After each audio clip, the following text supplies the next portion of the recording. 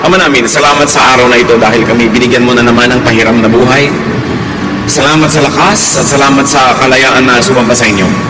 Panginoon, patawarin niyo po kami sa mga kasalanan namin, papaglinawin niyo po ang aming isip, patalinuhin niyo kami para maintindihan namin ang mensahe ninyo at ito maipamuhay namin. Ang buhay namin mas gumanda, mabigyan ng tingkad ng kulay, ng ligaya, ng kabanalan dahil sa mga pagtuturo ninyo. Akayin niyo po kami, kayo po ang mangaral, gamitin niyo ang lingkod niyo na kasangkapan, subalit tinig niyo ang nais naming marinig. At sa inyong pangungusap, pagtuturo sa amin, magpalaya kayo, Panginoon, empower your people, strengthen us, enlighten us, teach us, instruct us. In the name of Jesus, your Son, our Lord, our Savior, our Healer, we pray with thanksgiving. Amen. Insecurity is one of the gravest emotional and spiritual illnesses of people. At pag ang tao insecure, maraming ginagawang mali, maraming mga discarding lalo lang nagpapalala sa kalagayan. Luke 12:13 to 15. A man in a crowd said to Jesus, "Teacher, tell my brother to give me my share of what our father left us when he died." Jesus answered, "Who gave me the right to settle arguments between you and your brother?" Then he said to the crowd, "Don't be greedy. Owning a lot of things won't make your life safe." Habang ang Panginoon ay nagpapagaling ng mga may sakit, nagtuturo ng daan patungo sa kaharian ng Diyos, meron namang biglang lumapit at iba naman ang request sa kanya. Mamagitan siya sa family squabble. Nagkakagalit ang dalawang magkapatid o ang magkakapatid tungkol sa mana nila sa kanilang yumaong magulang. At sabi niya kay Jesus, "Pwede bang mamagitan kayo at sabihin niyo sa kapatid ko na ibigay sa akin ang tamang mana na para sa akin?" At sabi naman ng Panginoon, sino naman ang nagsabing dapat akong maging hukom sa mga kaso ninyo na mga ganyan? Bakit kailangan niya ako isangkot?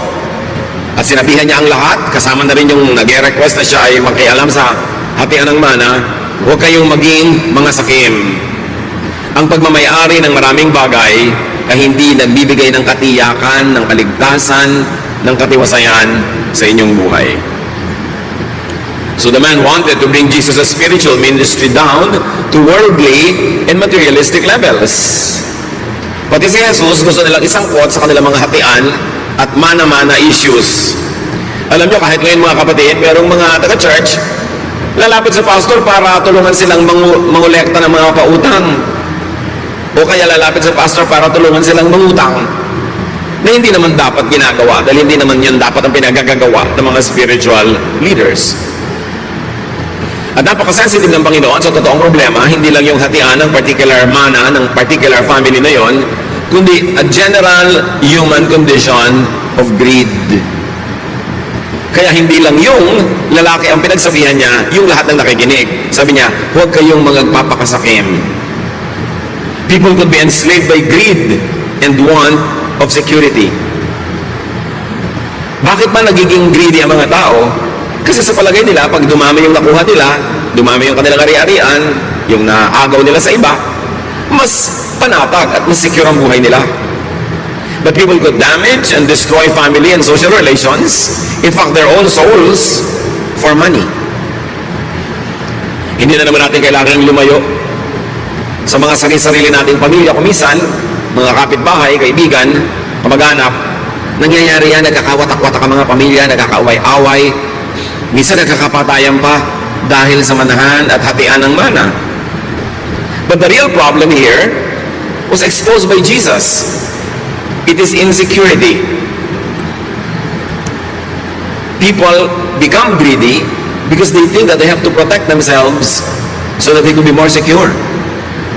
But the real problem is not only insecurity but also ignorance on how to be secure. The problem is looking for the wrong solutions to insecurity, and that is by having more. Sometimes at the expense of being godly, at the expense of our relationships with people. The problem is looking for the wrong solutions in the wrong places. So the bigger problem of humanity is mistaken definition of what security and what wealth means. How do you define security? May mga magulang ang i-define nila ng security para sa mga anak nila, kailangan ang mapangasawa mo mayaman. Kailangan may magandang trabaho o may magandang negosyo Never mind kung hindi naman mahal. Never mind kung pangit pala ugali ng pinakasalan. Financial security lang ang iniisip. Hindi kasali yung emotional security, hindi kasali yung spiritual security. At iba ko minsan, madalas pa nga, ang konsepto ng tao kung anong ibig sabihin na maging mayaman. 99% yaman lang sa pera ang itinuturing na kayamanan. Because people could be so physical, people could be so materialistic. Luke 12:16-17. So Jesus told them this story. So may kadugtong agad na kwento ang Panginoon para ipakita ang point niya na hindi lang pera-pera ang buhay. A rich man's farm produced a big crop. And he said to himself, "What can I do? I don't have a place large enough to store everything." Ang problema ko minsan ng mga nagbubukid, magsasaka, maging big-time farmers, landowners, madalas, konti lang ang ani. Problema yon. Ito namang taong ito, dumami yung ani, sa palagay nyo na wala ang problema, nagkaroon ng bagong problema. Kanya, saan ko kaya itatago, i-imbak itong napakarami kong ani? Saan ko ito ilalagay? When the man had a lot of harvest, he should have been secure at that point, but another problem and another need emerged. Storage. How to secure the grain, how to secure the wealth. Luke 12:18. Later he said, "Now I know what I'll do. I'll tear down my barns and build bigger ones where I can store all my grain and other goods." Nagkaroon siya ng ideya. Paano lulutasin ang problema? Wawasakin niya yung maliit niyang kamalig o storehouse at magpapatayo siya ng mas malaki kung saan niya ilalagay yung kanyang maraming ani. But you know what construction is? It is stressful. Subukan niyo magpagawa kahit ano. Stressful yan. Nagkakaproblema ka sa manggagawa. Kung may contractor ka, madalas magkakaproblema ka rin sa kanya. O nagkakaproblema siya sa iyo. May problema ka sa supplier, may problema ka sa lahat ng bagay. Stress. Luke 12:19. Then I'll say to myself, you have stored up enough good things to last for some years to come. Live it up. Eat, drink, and enjoy yourself. Now the man feels secure enough. Or at least, he thinks so. Sabi niya, at patapos ko maipagawa ang malaking lalagyan, magre-relax ako, magpapasarap. At sasabihin ko sa sarili ko, mag-enjoy ka. Luke 12:20-21. Pero may problema na naman eh. But God said to him, "You fool, tonight you will die. Then who will get what you have stored up?" This is what happens to people who store up everything for themselves, but are poor in the sight of God. Maganda na sana ang takbo ng kwento, nakakita na siya ng solusyon, magpapalagawa siya ng malaking kamalig, isang malaking taguan ng kanyang mga bagong ani. At sabi niya, matagal-tagal din ako magre-relax kasi marami akong naipon. Pero sabi ng Panginoon, alam mo, mamamatay ka na ngayong gabi. Pabihira naman bad news, no? Mamayang gabi na talaga, hindi next week. Mamamatay ka na mamayang gabi. Sino ngayon ang makikinabang ng lahat ng pinaghirapan mo? At sabi ni Jesus, ganito ang mangyayari sa lahat ng mga taong sobrang nag-iipon, sobrang nagpapayaman, pero sila ay mahirap, maralita, dukha sa panukat at sa tingin ng Diyos. Ngayon, bago tayo magkalituhan mga kapatid, maglinawan muna tayo. Ang pagpaparami ng ani, ang pagpapalaki ng mga taguan ng mga ani, ang pagpapayaman, by itself, hindi masama. Madalas nga, mabuti yun. But in this particular case, of this particular man, yung pagpapayaman niya, naging mahirap siya sa tingin ng Diyos. In other words, marami siyang ginawa na hindi dapat ginagawa ng makadiyos na tao. Marami siyang pinabayaan, marami siyang nilabag ng mga kautosan ng Diyos para lang siya yumaman. Kaya kahit yumaman siya materially, lalo siyang humirap sa tingin ng Diyos. At mabuti magkalinawan tayo mga kapatid, may mga yumayaman, pero hindi naghihirap sa tingin ng Diyos kasi sa pagpapayaman naman nila, hindi sila gumawa ng masama. Hindi sila nagpahamak, hindi sila naging sakim, hindi sila nang agaw. Kasi remember, ang context ng kwento na ito ay yung agawan ng mana at yung pagsasabi ni Lord na hindi nadadaan sa mga nakukuha mo na pupunta sa iyo ang ikabubuti mo. So obviously, ang context ng kwento ng taong ito ay marami siyang ginawang hindi maganda para lang yumaman. Naging mahirap siya tuloy sa tingin ng Diyos, kahit sa tingin ng tao mayaman siya. Pwedeng dinaya niya ng sweldo ang kanyang mga manggagawa. Pwedeng nilamangan niya ang kanyang mga kapatid, baka inagaw nga niya yung lupa na yon sa manahan. Kung ano man yung dirty tricks niya. Pero yung yumaman ka lang, lumaki ang iyong ani, nagpagawa ka ng maraming bangan, by itself cannot be bad. Pero may paraan ng pagpapayaman na masama. At yun ang tinutukoy dito. So maganda na sana ang plano ng taong ito, pero yung pala, God has other things in His mind. The man was feeling secure, but God thought otherwise. He thought that the man had all the reason to be insecure, because this man is going to die soon, unprepared to meet his God. At maaaring hindi lamang ibang tao ang dinaya ng taong ito sa kanyang pagpapayaman, pati ang kanyang sarili. Paano madadaya ng isang tao ang kanyang sarili sa pagpapayaman? Kung sobra siyang nag-alala, tumaas ang blood pressure, lumaki ang puso, nagkaroon ng sakit sa puso, naging hypertensive. Kung sa pagpapayaman niya, sobra siyang na-stress, tumaas ang sugar levels, naging diabetic. Kung sa pagpapayaman niya, nagkaroon siya ng mga ulcers dahil sa stress, dahil sa pagpapabaya sa kanyang kalusugan. Kung sa pagpapayaman niya, maraming nagalit na pwedeng patayin siya mamayang gabi dahil galit sa kanya, nadaya niya ang kanyang sarili. Dahil ang dali-dali na payamanin ang bulsa pero pahirapin ang espiritu, pahirapin ang kaluluwa at isuong ang sarili sa panganib. At inulit ng Panginoong Yesus sa kwentong ito ang isang katotohanan that the length and continuation of his life is not determined by his wealth.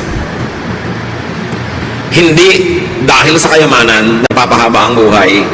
Ito'y pwede pang maging mitya ng buhay o yung paraan ng pagpapayaman ang magpaiksi sa buhay kung pinabayaan ng tao ang kanyang kalusugan o inilagay niya ang sarili sa panganib. His wealth gathering could have even endangered and shortened his life.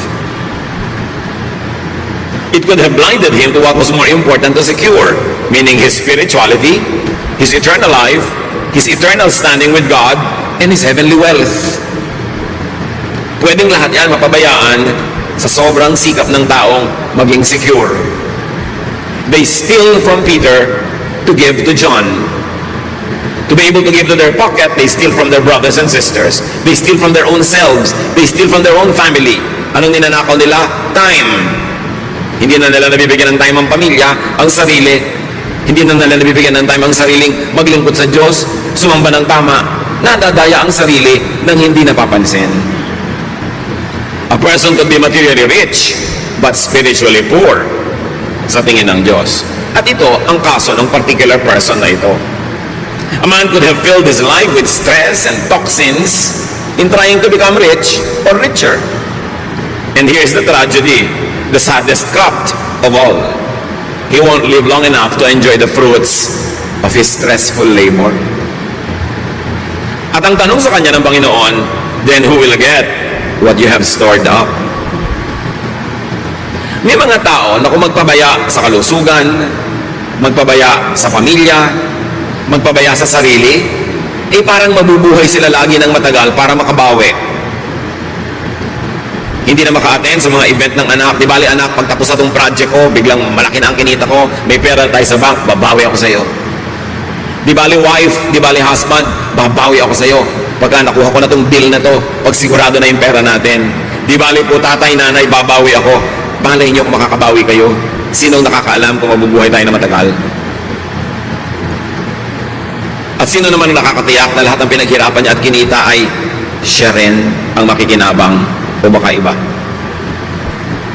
Ecclesiastes 2:18, suddenly I realized that others would someday get everything I had worked for so hard. Then I started hating it all. Si Solomon ito, na sobrang nagpakatalino, nagpundar, nagpayaman, pero sabi niya, alam niyo na pag-isip-isip ko, mamamatay ako, maaaring biglaan o kahit magtagal pa man, hindi rin ako ang gagamit at makikinabang sa lahat ng naipundar ko. Kaya bigla ako nawala ng gana, sabi niya. Ecclesiastes 2:21, when we use our wisdom, knowledge, and skill to get what we own, why do we have to leave it to someone who didn't work for it? This is senseless and wrong. Napag-isip-isip ni Solomon, kung ginamit mo lahat ng galing mo, husay, naghirap ka, makakapagparami ka ng kayamanan na iiwan mo sa mga tao hindi naman naghirap para doon. Pwedeng asawa mo o anak mo o sino man, o kung sino man bigla yung nakamana o nakasambot, nakasalaw, nakaagaw ng kayamanan mo. Sabi niya, mali ito. So alin ang mali? Yung iiwan mo ang kayamanan mo sa iba o sobra mong dayain ang sarili mo, kawawain ang sarili mo at yung kapwa mo para ka magkaroon ng maraming pera hindi mo naman kayang ubusin at iiwan mo rin sa iba. Maaaring hindi mo kayang ubusin sa dami o kaya hindi mo kayang ubusin kasi mamamatay ka na pala. Iba ang makikinabang. Immediately may lesson dito mga kapatid. Have a slice of life every day, even during the days that you work hard. Kahit kayo, nasa gitna ng isang napakahalagang proyekto na pwede kayong sobrang yumaman, huwag ninyong i-hold ang lahat ng bagay. Birthday ng asawa, birthday ng anak, may pagtitipon, meron kayo dapat magkita-kita. Saka na, next year na ako babawi. Paano kayo nakatiyak na may next year? Kaya dapat araw-araw, linggo-linggo, buwan-buwan, iniaagaw yung kasiyahan, yung pag-enjoy, yung pagiging mabuti, maibigin, mapagmahal, thoughtful, laging isinisingit, kahit busy-busy kayo na nagpapayaman at sinasabi nyo, di bali, matapos lang ito, mag-enjoy na tayo. Eh kung yun nga, binawian ka bigla ng buhay o kaya sila ang binawian ng buhay. Kaya dapat huwag ipagsapalaran ng ganung mga halagang bagay. Laging isingit. Huwag kayong ipon ng 10 taon, tipid ng tipid, hirap na hirap para magkaroon ng grand vacation after 10 years. Eh kung ika-9th year, kayo biglang natigbak. Paano? Siyempre, kung may asawa kayo, nabiyuda siya, tuloy ang biyahe. Iba na lang nga ang kasama. Sabi ni Solomon, bakit may kailangan mag-enjoy ng pinaghirapan ko? Nangyayari yan. Hindi masamang magplano, magtipid, para sa isang malaking bakasyon o malaking project. Pero huwag niyong kalimutang magkaroon din ng mumunting mga bakasyon, mumunting mga piyesta, mumunting mga saya, kahit sa panahon na busy kayo trying to collect wealth. Don't put all of your pleasures and your happiness and your kindness and love on hold because you're waiting for a big day. Because it will happen, it might come, but you are not sure if you will be there to enjoy it. Kapag nakinig tayo sa mga turo ni Jesus, live by the day, nakinig tayo sa mga turo ni Solomon, huwag kayong sobrang ipon at baka mamaya, wala naman kayo para yan ma-enjoy. Ibig sabihin lang, be fair to yourself, be fair to your loved ones, be fair to your family. Don't put all of your security in what you are trying to collect, to amass. Because life could be taken back anytime. The solution to insecurity is not more wealth. Hindi kung ang yaman-yaman ng tao nagiging secure. Napapansin nyo ba habang yumayaman, mas nagiging sakim? Kasi mas lalong nai-insecure. Yun ang magaganda eh. Yung magaganda na hindi pa makontento, padagdag pa ng padagdag, patanggal ng patanggal, paretoke ng paretoke. Walang contentment ang tao. So don't ever think na pag dumami yung pera nyo, makukontento na kayo. Security is not in more wealth. Hindi sa pag-ibig sa pera at pagsamba sa pera. Ecclesiastes 5:10, if you love money and wealth, you will never be satisfied with what you have. This doesn't make sense either. Have you realized this mga kapatid? You are never satisfied with anything that you love. Kaya pag tao yung love nyo, you are never satisfied. Laging kulang ng oras, kulang ng panahon, kulang ang pag-ibig, kulang at kulang at kulang. Kasi ang iniibig, nagiging poon. Nakaka-addict. Lalo lang nagiging kulang. So kung pera ang iibigin ng tao, hindi siya kahit kailan makokontento. Ecclesiastes 5:11, the more you have, the more everyone expects from you. Your money won't do you any good. Others will just spend it for you. Tanungin niyo ang mga OFWs kung hindi yan totoo. Sabi niya, alam niyo, hindi solusyon na dumami ang pera para ka maging secure. Subukan ninyo. Sabi niya, padamihin mo ang pera mo, pagtagumpayin mo ang negosyo mo, palakihin mo ang sweldo mo, dumadami ang hihingi, dumadami ang aasa, kulang at kulang pa rin. Sige, patayin mo ang sarili mo, magsakripisyo ka, magpakatandang dalaga ka, magpakatandang binata ka, sige, kumita ka ng kumita, uubusin ng mga kapatid mo, ng nanay mo, tatay mo, kung sino-sino, mga pinsan mo, ang perang kinikita mo. Sige, patayin mo sarili mo. Akala mo tama yan? You think that by earning more money, you will have more money? No! By earning more money, more people will spend it for you. Sabi, kailangan magpakatalino ka sa buhay. Hindi pagdadagdag ng pera ang solusyon sa lahat. And here, we should apply the lesson spiritually. People could self-destruct when they sacrifice health for wealth. Maraming ganyan. Inuubos ang kalusugan. They squander their health for wealth. They burn their candles at both ends. Nagkakasakit-sakit, nagkakasira-sira ang kalusugan, nakakakain ng mali o hindi nakakakain ng tama sa paghahanap ng pera, sa pagnenegosyo, sa pakikisama, sa pakikitungo, sa mga makakapagbigay ng malalaking deal. They squander their health. Okay, then they will have the wealth. Then they will have to squander all that wealth to get healthy again kasi nagkasakit na. May mga taong inuubos ang kanilang kabataan, ang kanilang lusog para magkapera. Pag nagkapera na, uubusin naman nila yun sa pagpapagamot dahil winasak na nila yung kanilang buong kalusugan. People could self-destruct when they sacrifice spirit for body. When they sacrifice peace and serenity for vexing materialism and worldliness. Bawat pag-alala, bawat takot, bawat nervyos, bawat galit, may bayad ang emosyon, may bayad ang spirito. Hindi nga lang laging nasusukat sa pera kaya hindi nakahalata. Kung pipili kayo, matiwasay na pamumuhay na hindi sobrang daming pera o ang daming pera pero ang gulo, doon na lang kayo sa matiwasay. Kasi malaki din ang bayad pag ang espiritu ay ligalig, gulo, vexed, stressed. May natural question naman ng mga tao, but how about our needs? Paano naman ang pangangailangan namin kung magre-relax na lang ba kami? What is the solution for and to insecurity? Luke 12, 22 to 23. Jesus said to his disciples, I tell you not to worry about your life. Don't worry about having something to eat or wear. Life is more than food or clothing. Siyempre, ito ay a poetic language, meaning exaggerated yung language. It doesn't have to be taken fully in its exaggeration. Hindi naman sinasabi ng Panginoon na huwag na kayo mag-isip kahit paano kung ang may kakainin ba kayo, may hanap buhay ba kayo, kundi huwag yun ang gawing pangunahing issue ng buhay. Hindi kailangang matabunan ng mga issue na ito yung mas mahalaga. Because life is more than just survival. Life is more than just existence. Ngayon, yung mga hayop, they are just there to survive and to exist. Kaya sabi sa Luke 12, 24 to 30, look at the crows. They don't plant or harvest. They don't have storehouses or barns. But God takes care of them. You are much more important than any birds. Can worry make you live longer?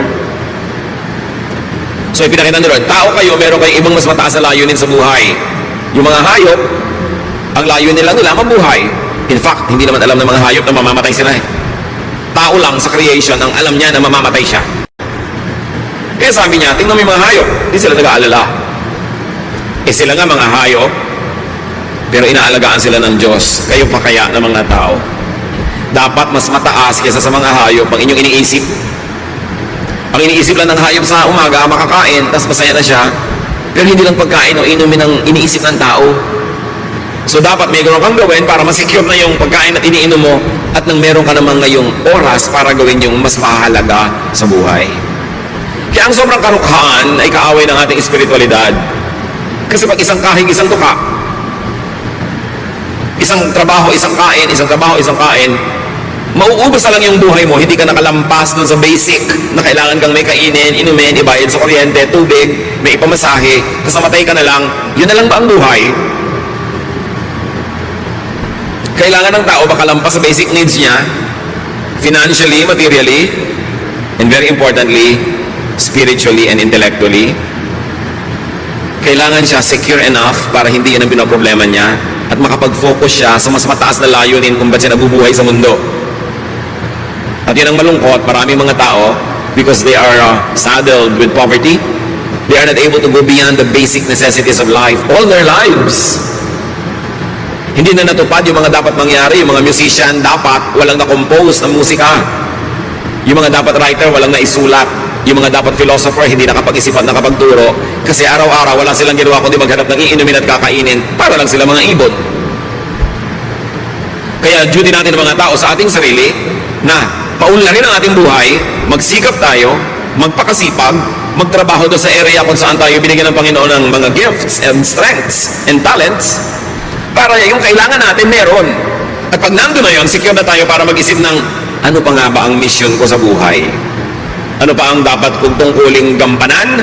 At ano pang mga sarap ang dapat kong lasapin na naghihintay sa akin dahil kaya naman ako nilikha ng Diyos para ma-enjoy ko ang kanyang creation. Hindi para araw-araw maghanap buhay lang ako na kulang at kulang pa rin. Kaya dapat ang tao, una, nagsisikap, maging self-sufficient siya, hindi siya aasa sa iba. Makaproduce siya ng sapat sa kanyang sarili. At sabi pa nga sa Bible, makapag-produce ng lampas sa kanyang kailangan para makapagbigay siya sa mga tunay na nangangailangan. Mga may sakit, sobrang bata, sobrang matanda, mga incapable of making something for their own livelihood. At pagkatapos noon, to focus on higher levels of existence, on higher callings, on more profound devotions, bago siya humarap sa may kapal. Kaya kalaban natin ang poverty. Ang solusyon, lahat magsikap. Ang solusyon, magpakabuti, magpakahusay, tulungan ng kapwa para maging mahusay din siya, para lahat tayo makagraduate sa survival level. Nakakalungkot, alam niyo yan, marami mga tao mula isilang hanggang mamatay, isang kahig, isang tupa. Hindi natupad ang napakaraming magagandang bagay na mangyari dapat kasi inalipin ng karukhaan. Maaaring karukhaan na minana niya at mga karukhang inimbento na rin niya para sa sarili niya dahil wala siya ganap na ginawa para matakasan niya yon sa kanyang sariling panahon. Verse 26, Luke 12. If you don't have power over small things, why worry about everything else? Look how the wildflowers grow. They don't work hard to make their clothes. But I tell you that Solomon with all his wealth wasn't as well clothed as one of these flowers. God gives us beauty to everything that grows in the fields, even though it is here today and thrown into a fire tomorrow. Won't He do even more for you? You have such little faith. Don't keep worrying about having something to eat or drink. Only people who don't know God are always worried about such things. Your Father knows what you need.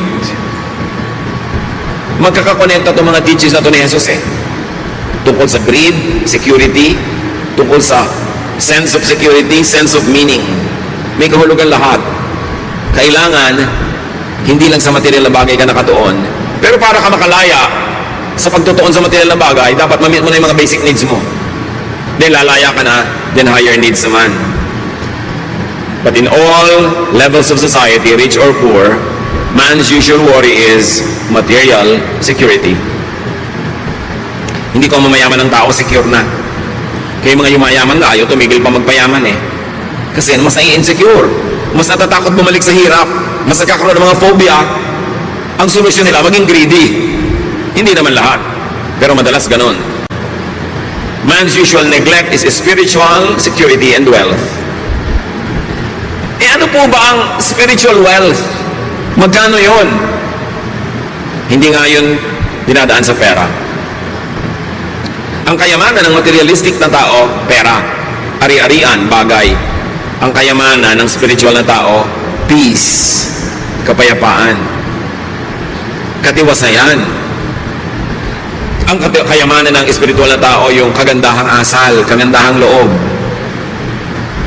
Yung iba naman, kaya nag-aasal hayop, kasi nga trying to survive. Pag hindi sila ng aga, wala silang kakainin, nag-aasal hayop tuloy. Kaya mo sinisikap, umunlad, maging mariwasa, para hindi ka kailangan mag-asal hayop, hindi ka kailangan makipagkagawan, hindi ka kailangan makipagtulakan. You can afford to be ethical, you can afford to be giving and forgiving, kasi meron ka naman. That's why it is doubly wrong for rich people to steal. Yung mahirap na tao, kailangan nakawin yung gamot na igagamot sa nanay niya, kailangan nakawin yung pagkain ipapakain sa anak niya, bagamat hindi tama at hindi maganda, at least mauunawa mo, nagnanakaw kahit gutom. Eh yung bundak na nagnanakaw pa, anong pang-unawa ang kailangan mo doon? Busog na busog na, halos umaapaw na sa lalamunan yung kinakain niya. Gusto pa kunin pa rin yung pagkain ng iba. Ang yaman na, patuloy pa rin sa pagnanakaw. That's doubly wrong. Because it's doubly wrong for a rich person to steal when he has no longer any need. Nare-neglect ng tao ang kanyang espiritu dahil sa kanyang sikmura.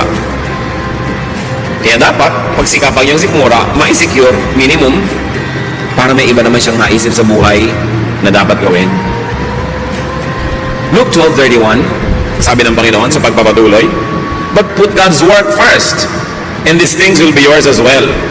Sabi ng mga ibang popular versions, unahin daw ang kaharian ng Diyos at ang lahat ng ito'y mapapasayo rin. Seek first the kingdom of God and all this will be added to you. Ang tanong, what is the kingdom of God? Ano yung dapat unahin na kaharian ng Diyos at ang lahat ay mapapasayo rin? Ang sagot ni Jesus dito sa mga tanong na ito is, Jesus' answer is, first things first. God and God's work first. You want to be secure? Subukan mong unahin ang sarili mo, unahin ang bulsa, unahin ang mga material na bagay. Hindi ka masasecure kahit kailan, lalo ka lang magiging matakaw, magiging greedy, magiging needy. Kaya mga sobrang mahilig sa love and romance, laging nagiging needy and greedy and addict. Hindi nasasatisfy kahit kailan. Kasi mali ang pinaghahanapan ng security. Hahanap ka ng security sa kapwa mo tao lang, kapwa mo tao lang yan. Pwede yung magtaksil, pwede yung magkulang, o pwede yung biglang mamatay. Paano ka masisecure? Maghahanap ka ng security sa material things, so pwedeng nakawin ng iba, mabulok, mag-depreciate. Paano ka masisecure doon? Seek God first and His kingdom, and all this will be added unto you. And what is that? God's outward work through you. God's work, yun ang unahin. At isang meaning ng God's work is what God does through you. Through your service, through your ministry. Unahin mo yon. Dahil pag inuuna mo yon, malalagay ka sa tamang landas, kasabay mo si Jesus, sinusundan mo ang Diyos, yun ang daan patungo sa security. God's work, defined for God's kingdom. But God's work is not only God's work through you. Hindi lang yung ikaw ay servant, hindi lang yung ikaw ay minister, hindi lang yung ikaw ay naglilingkod. God's work is also God's work inward in you. Dalawa ang gawain ng Panginoon. Gumawa through you, through your service, at gumawa in you. Yung nangyayari sa iyong kalooban, sa iyong espiritu, sa iyong kaluluwa, sa iyong pagkatao, maging sa iyong katawan. Unahin din yon. That is also seek first God's kingdom. Hayaan mong ang Panginoon ang magturo sa iyo, umakay, baguhin ang ating mga masasamang ugali, pagandahin yung magaganda ng mga ugali, lalo nang pagandahin pa yung makapaghari ang Espiritu ng Diyos sa ating puso na tayo nagkakaroon ng katahimikan, kapayapaan, contentment, godliness, joy. Unahin yon. So, in practical terms, meron ako ang laking kikitain dito, pero malalabag ang konsyensya ko, maguguluhan ng aking espiritualidad, masisira ang aking relasyon sa Diyos, masisira pati ang ministry ko sa Panginoon, edi wag na lang. Yun ang ibig sabihin ng seek first His kingdom and His righteousness, and all this that you want will be added to you. It will be added later, not before. Meron akong ambisyon, pero kailangan makipagkalas ako sa mga taong mahalaga sa akin, lumayo ako sa mga mahal ko sa buhay, maligalig ako, malungkot ako. Seek first yung paghahari ng Diyos. Yung God's kingdom, hindi lang yun yung pupuntahan mo sa mga ulap-ulap pag namatay ka in the next life. God's kingdom is the kingdom of God inside your heart. Ang paghahari ng Diyos, hindi sa mga alapaap, kundi sa puso mo. Yun ang unahin. Kung sa maganda mong project, sa gagawin mong ambitious thing, kakailangan mong patalsikin si Jesus mula sa trono ng puso mo at iba ang iluklok mo doon dahil may project ka, unahin mo na lang ang paghahari ng Diyos sa iyo. Doon ka masasecure. Huwag kang magpapadaya na magiging secure ka sa pagpapaalis sa Diyos sa buhay mo para habulin mo yung mga gusto mo. Marami ka naman pwedeng habulin, nakasabay mo ang Diyos, tinutulungan ka pa niya, tinutulak ka pa sa paghahabol mo para ka mapabilis. Bakit ka maghahabol sa mga bagay na maglalayo sa iyo sa Diyos? Lalo ka lang may insecure. At ibalik natin sa pera yung usapan. Ba't mo na ipagbibili ang iyong kaluluwa para sa pera? What does it profit a man to gain the whole world and lose his soul to the devil? Ito ang mga bagay na nalilimot ng maraming tao ngayon eh. Sobrang kasing secularized sa mundo, sobrang materialistic. Basta pera na, kahit Diyos kakalimutan, kahit ang pagiging maka-Diyos, isa sa isang tabi, kahit ang kapayapaan, kahit ang kapayapaan sa pamilya, isa sa isang tabi, inuuna yung ganung uri ng security. In practical terms, maraming mga kapatid nakakalungkot. Gusto nating unawain, pero yung may asawa dito, pupunta abroad, magpapakasal doon para maging citizen, pagkatapos sa kalimutan na yung asawa dito, nagkawindang-windang na yung buhay nila, nagkagulo-gulo. Unahin mo na lang yung paghahari ng Diyos sa iyong buhay, yung mas payapa, kahit hindi ganun kalaki ang naging oportunidad mo sa buhay, tahimik naman. Yung kasing katahimikan, kapayapaan, walang price tag, kaya kung minsan akala natin walang halaga. Ito, tandaan nyo, basta may price tag, mura yon. Kasi may price tag na may halaga. Ang mahalagang bagay yung hindi nalalagyan ng price tag. Katahimikan ng loob, kapayapaan, tiwasay na konsyensya, masayang pang-araw-araw na pamumuhay kahit simple. Dapat yun ang inuuna. Yun ang turo ng Panginoon. Luke 12, 32 to 33. My little group of disciples, don't be afraid. Your Father wants to give you the kingdom. Sell what you have and give the money to the poor. Make yourselves money bags and never wear out. Dramatic kasi ang mga contrasts, ang mga paghahambing ng Panginoon, kaya madalas pwedeng pagkamalian ang pagbabasa. Hindi siya kontra na magkaroon ka ng pera, hindi siya kontra na yumaman ka, pero kontra siya sa pagkakaroon ng pera, pagyaman na ang kapalit ay nawawala ang paghahari sa iyo ng Diyos. Pero kung pwede mong pagsamahin sa isang masayang pagsasama, dahil hindi na masama. Sabi niya, alam niyo mga mumunti kong mga estudyante, huwag kayong kabahan, huwag kayong nervyusin, huwag kayong matakot. Gustong-gusto ng Ama sa Langit na ibigay sa inyo ang kaharian niya.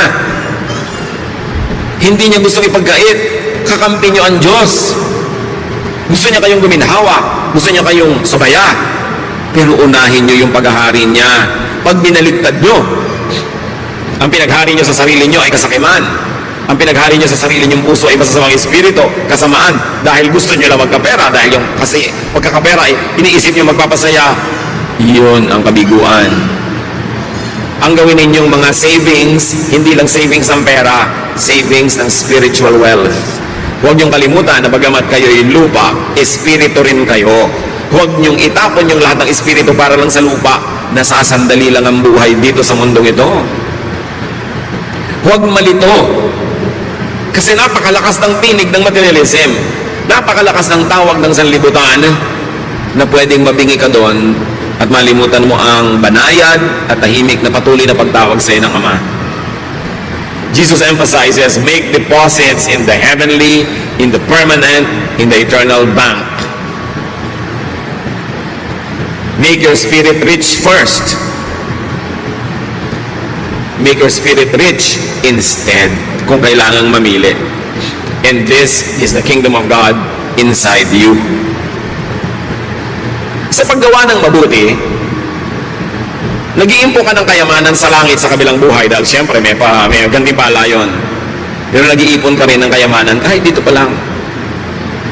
Pero sa pag-iimpok doon sa kabilang bangko na gumagawa ka ng masama sa sarili at sa kapwa, may bayad din. Kaya kung sobrang materialistic ang tao, ang tinutunan ng Panginoon, reverse your values. Reverse the way you think. Balance your life, your focus, your preoccupation. Luke 12, 33 to 34, make sure your treasure is safe. Where? In heaven. Where thieves cannot steal it and moths cannot destroy it. Your heart will always be there where your treasure is. So dito, pinapakita ng Panginoon, ano ba ang tunay na kayamanan? Yung hindi nananakaw ng iba. Yung hindi nabubulok at nawawala ng halaga. So ano man, ang iniisip yung ngayon mga kapatid na kayamanan, pero kung pwedeng manakaw ng iba, kung pwedeng maluma at mabulok, hindi yun kayamanan sa tingin ng Diyos. Sa tingin lang yun ng tao. At kung yun ang ating mga kayamanan at wala nang iba pa, napaka-miserable naman natin at pobre sa tingin ng Diyos. Kaya sabi ni Jesus, alam nyo, ang patabain ninyo, ang pakapalin ninyo, yung account nyo sa langit. Dahil walang pwede magnakaw doon. At yung langit, mga kapatid, pwedeng dalawa. Yung pupuntahan ng tao matapos siya ay mamatay at maharap na siya sa Diyos, yun ang tinatawag nating eternal heaven. At may isa pang langit, yung daladala mo sa puso mo. Nandito na, ngayon na. Pag mayaman ka doon, ang kayamanan mo halimbawa, peace of mind. Sinong nanakaw nun? Ang kayamanan mo, godliness, honesty, contentment. Sinong pwede magnakaw nun? Kasi sabi, payamanin nyo yung kingdom of heaven in you and out there. Yun ang walang talo. Yun ang walang lugi. Heaven is the eternal home of the Spirit, but heaven is also the godly believer's heart. Where heaven comes down, where God reigns here and now. Gather treasures in heaven, meaning your heart. Gather treasures in the eternal heaven, meaning that place where you will go after this death. Dahil sa maiksing buhay dito sa lupa ka lang pwede mag-deposit doon. Pagkatapos ng buhay na ito, wala ka ng chance. Don't miss the golden opportunity to gather for yourselves treasures in heaven. There and here. Gather spiritual and intangible treasure that cannot be stolen. That is the solution to insecurity. Kasi ang tanong, paano ko masisecure? Lahat ng mga iniipon ko na nanakaw, naaagaw, di palitan mo kung anong iniipon mo. Yung hindi naaagaw, hindi na nanakaw, at doon ka palang magkakaroon ng kapayapaan. Hindi sasabing baliwalain mo yung asawa na pwedeng manakaw o mamatay o maluma. Hindi ganun. Baliwalain mo yung kotse o yung bahay. Pero hindi sasabing no. Pero sinasabi lang, huwag yun ang gawin mong Diyos sa buhay mo. Gawin mo lang siyang dagdag, dekorasyon, icing. Pero hindi siyang cake. Ang tunay na cake, yung kayamanan mo sa langit at sa puso mo. Sabi niya, and all this will be added to you. Idadagdag din naman eh. Pero dagdag lang yun. Hindi yun ang main thing. Gather intangible treasure that will not depreciate. Like peace, contentment, restfulness of the spirit, goodness. Baka nga yung akala natin, taong kahirap-hirap, siya pala yung mayaman sa tingin ng Diyos eh. At yung taong sineselebrate natin ang yaman-yaman, ang hirap pala sa tingin ng Diyos. Paano pa kung ang yaman-yaman nasa tingin natin, tapos ang yaman-yaman pa sa tingin ng Diyos? Di ba? Heaven both ways. At pwede yun. Ngayon, kung hindi pwedeng sabay, ang sinasabi ni Jesus, unahin nyo na maging mayaman kayo sa tingin ng Diyos. Kasi ng tunay na kayamanang hindi nagmamaliw, hindi nababago, hindi naluluma, at hindi na nanakaw. Do not just be rich materially. It will only cause more insecurity. Do not just be beautiful physically or on the outside, because it will also cause insecurity. Yung magaganda, mas insecure nga eh, kasi ang dali-daling mawala ng kagandahan. Isang sunburn lang na natupok. Isang maling pangyayari sa buhay, pwedeng mawasak ang kagandahan. O kaya kahit walang masamang mangyari, sa paglipas ng panahon, talagang tinatawag ng lupa ang kagandahan. Kaya ang pati sa Bible, sinasabi, gusto nyo maging talaga maganda? Hindi masamang magpaganda sa labas, pero dapat mas maganda kayo sa loob. Kasi sa kalooban nakatingin ng Diyos. 1 Peter 3, 3-4. Don't depend on things like fancy hairdos or gold jewelry, but expensive clothes to make you look beautiful. Be beautiful in your heart, by being gentle and quiet. This kind of beauty will last, and God considers it very special. So maganda ka ba sa tingin ng Diyos? Yun ang unahin. Tapos maganda ka pa sa tingin ng tao, di doble, may bonus. Pero ang ganda-ganda mo sa tingin ng tao, tapos sa Diyos, hindi pala, lugi ka. Mahalaga unahin kung ano yung mas espiritual, ano yung nagtatagal, at ano yung mahalaga sa Diyos. Ano ang mga insecurities natin, mga kapatid? What are we insecure about? Siguro, kaya tayo insecure, yung pinaglalagakan, sinasandalan natin ng security, nananakaw, nawawala, kumukupas. Gusto ng Panginoon, matahimik tayo, magkaroon tayo ng sense of peace. Kaya gusto niya maiba yung pananaw natin kung ano ang mahalaga, kung anong pinapahalagahan. Be changed by the renewing of your mind, so that you may prove what God's will is, His pleasing and perfect will. Sinasabi sa Romans. Kaya mahalaga, kung nai-insecure tayo, tanungin nyo, bakit ako na-insecure? Kasi yung kinakapitan ko, yung hinahabol ko, hinahangad ko, iniingatan ko, nawawala, nananakaw. Hindi pala ito ang gusto ng Diyos na unahin ko. That's why you have to let go and hold on to things that are eternal and important. Dear God, we thank you for reminding us about what is truly important. Dahil mahal nyo kami, pinapahalagaan nyo rin kung ano yung mga gusto naming mumunting bagay sa buhay. Pero turuan nyo kami, Panginoon, unahin kayo. Unahin namin maging maka-Diyos. Unahin namin yung mga bagay na pinapahalagahan nyo para sa amin. Unahin namin alagaan ang aming espiritu, ang aming emosyon, ang aming kalusugan, kesa sa sobrang paghahabol sa pera, paghahabol sa tao, bagay na we are addicted to. Set us free from our addictions, O God, so we can really be truly free. At naman yung kapayapaan nyo maghari sa aming buhay dahil ang pinahahalagahan namin yung mga bagay na hindi nananakaw, hindi naluluma. Pagbulay-bulayan natin mga kapatid ang kahulugan nito sa ating buhay. Kanya-kanyang application sa ating buhay. Kanya-kanya tayo na insecurity, kanya-kanya ng hinahabol, kanya-kanya ng pinagkakabaliwan kumisan. Pero ito ba ang gusto ng Diyos? What will give you peace? What will give you inner happiness? That is what is important to God. Not what is measured by money or by price tags. Dear God, teach us. Kayo lumikha sa amin. Kayo ang creator, kayo yung manufacturer. Yung design ninyo, Panginoon, ang masunod sa aming buhay. Yung kalooban ninyo, plano nyo, ang manaig. Spend some time with the Lord. Surrender to the Lord your insecurities.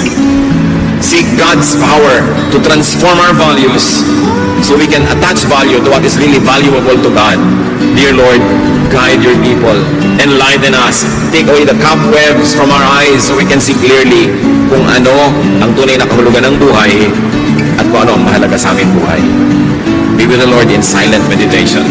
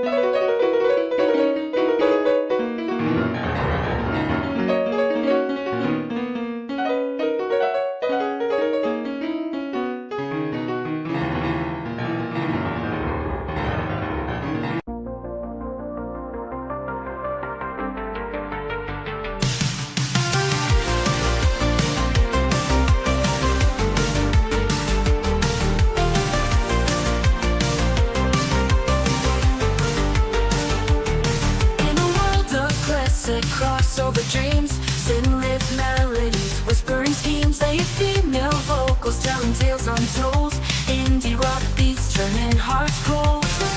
We ride the waves of the night, lost in an opera delight, haunting echoes of the past, experimental sounds that forever last.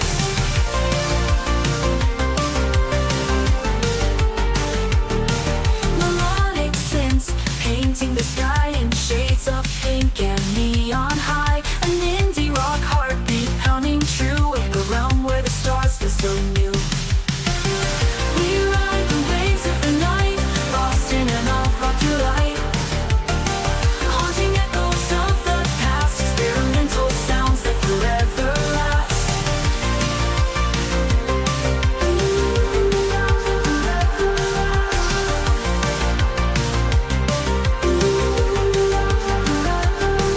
Melodic synths painting the sky in shades of pink and neon high, an indie rock heartbeat pounding true in a realm where the stars feel so new.